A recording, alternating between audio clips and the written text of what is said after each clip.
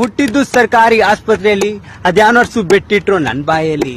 ಹಂಗೋ ಹಿಂಗೋ ಮಾಡಿ 6 ವರ್ಷ ಕಳೆದೇ ಹೋಯ್ತು. ಸಿಕ್ಕಿದ್ದ ಚಾನ್ಸ್ ಅಂತ ಸಾಲೆಗೆ ದಬ್ಬಿಟ್ರು. ಸಮವಸ್ತ್ರ ಒಲೆದಕ್ಕೆ ರಮೇಶ್ ಅಣ್ಣು ಕೊಟ್ಟಿದ್ರು. ವರ್ಷಗಳೇ ಕಳೆದ್ರು ಚಡ್ಡಿನೇ ಒಲಿಲಿಲ್ಲ. ಹಾಕಿರೋ ಚಡ್ಡಿಗೆ ತ್ಯಾಪೇನು ನಿಲ್ಲಿಲ್ಲ. ಹಿಂದರ್ದ್ರೆ ಮುಂದಿಲ್ಲ, ಮುಂದರ್ದೆ ಹಿಂದಿಲ್ಲ. ಮೂಗಲ್ಲಿ ಕಾವೇರಿ ಹರಿಯೋದೆ ನಿಲ್ಲಿಲ್ಲ. ಮೇಷ್ಟಳಿ ಪಟಗಳು ಕಿವಿ ಒಳಿಕ್ ಹೋಗಿಲ್ಲ. ಹಸಿ ಕಡ್ಡಿ ಬಿಸಿ ಏಟು ಕುಂಡಿಲಿ ಮಾಸಿಲ್ಲ.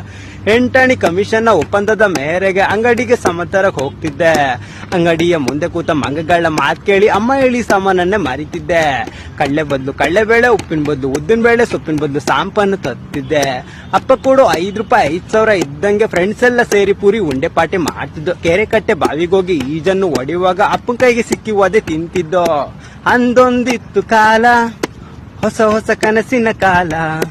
ಅಂದೊಂದಿತ್ತು ಕಾಲ, ಏಟುಗೇನು ಟಿಕ್ಕಿಯ ಕಾಲ.